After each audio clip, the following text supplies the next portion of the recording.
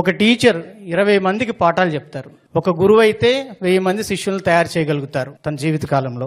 అదే ఒక ప్రొఫెసర్ ఒక 30 బ్యాచ్లు తమ ద్వారా రిలీవ్ అవుతారు. కానీ ఒకే ఒక్క గురువు ప్రపంచంలో ఉన్న తెలుగు వారందరికీ నిత్యం పాఠాలు చెప్తున్నారు. వేకుజాము నుంచి రాత్రి నిద్రపోయే వరకు తెలుగు లోగిళ్ళలో ప్రవచన చక్రవర్తి ప్రవచనం వినిపించిన ఇల్లు ఉండదేమో, వినని వ్యక్తి ఉండరేమో. ధర్మం, సత్యం, సత్ప్రవర్తన, సత్చింతన, మంచి వాక్కు గురించి పిల్లల నుంచి పెద్దల వరకు అందరూ ఒకే గురువు గారి మాట వింటారు. ఆయనే ధర్మ ప్రచార ప్రయోక్త పద్మశ్రీ చాగంటి కోటేశ్వరరావు గారు. ప్రజలకు ధర్మ మార్గం చూపిస్తూ నైతిక విలువలు బోధిస్తున్న మన అందరి గురువులు ఉపన్యాస చక్రవర్తి, ప్రవచన వాచస్పతి, శారదా జ్ఞాన పుత్రులు బ్రహ్మశ్రీ చాగంటి కోటేశ్వరరావు గారికి నమస్కారం.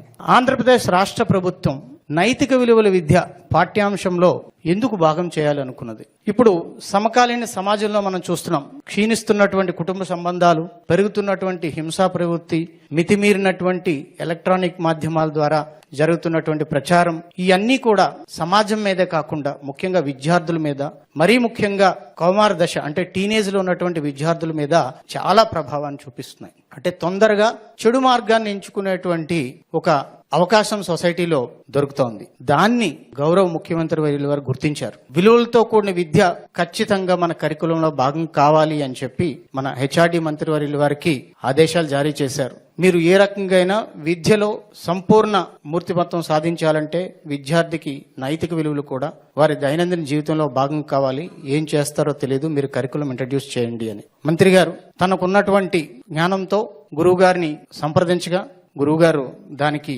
ఒప్పుకున్నారు. సో ముఖ్యమంత్రి గారి ఆలోచనలు, నారా లోకేష్ గారి కార్యరూపంతో ఈరోజు విద్యాశాఖలో మనందరికీ దిశానిర్దేశం చేయడానికి ఒక గొప్ప వ్యక్తి మనకి లభించారు.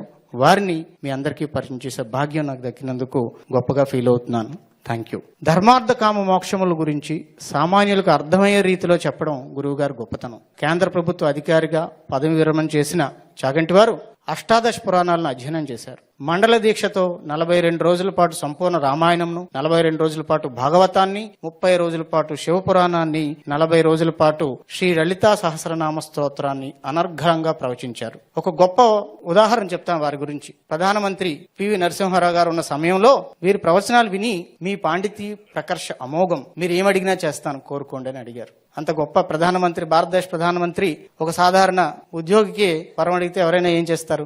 ఏవో కొన్ని కోరికల చిట్టా ముందు పెడతారు. కానీ గురువు గారు నవ్వేసి మీకు నాకు ఇవ్వాల్సిందా పరమాత్మే తప్ప మరెవరూ కాదు, మీ సహృదయానికి కృతజ్ఞతలు అని ఒక్క మాట చెప్పి సింపుల్ గా బయటికి వెళ్ళిపోయారు. ఇటువంటి నిస్వార్థ ధర్మ ప్రచార గురువులు మన నైతిక విలువల పాఠాల రూపకల్పన చేసినటువంటి సూచనలు, సలహాలు మనందరికీ మార్గదర్శనం. సమాజంలో నైతిక విలువలు, మానవత్వ భావనలు, జీవన నైపుణ్యాలు పెంపొందించేందుకు పురాణాలు, ఇతిహాసాలను ఉదాహరణగా చేసుకుని గురువుగారు చేస్తున్నటువంటి కృషి చాలా గొప్పది. గురువుగారి మాటలు చాలా మంది తల్లిదండ్రులకు ఒక పెద్ద బాల శిక్ష వంటివి. భవిష్యత్ తరాన్ని, నేటి తరాన్ని తన ప్రసంగాల ద్వారా కలుపుతూ సాంస్కృతిక, ఆధ్యాత్మిక వారసత్వాన్ని, భారతదేశ హిందూ ధర్మ విశిష్టతను మరియు జాతి ఔన్నత్యాన్ని నలుదిక్కులకు వ్యాపింపచేస్తూ మరొక శంకరాచార్యుల్లా గురువు గారు మనందరికీ మార్గదర్శనం చేస్తున్నారు. వీరు మన పాఠశాల విద్యాశాఖకు అందించినటువంటి కంట్రిబ్యూషన్ 5 పుస్తకాలను వారే సంకలనం చేసి వ్యాఖ్యానంతో ముడిపెట్టి మాకు అందించడం జరిగింది. వాటిని మా మంత్రి గారి ఆదేశాలతో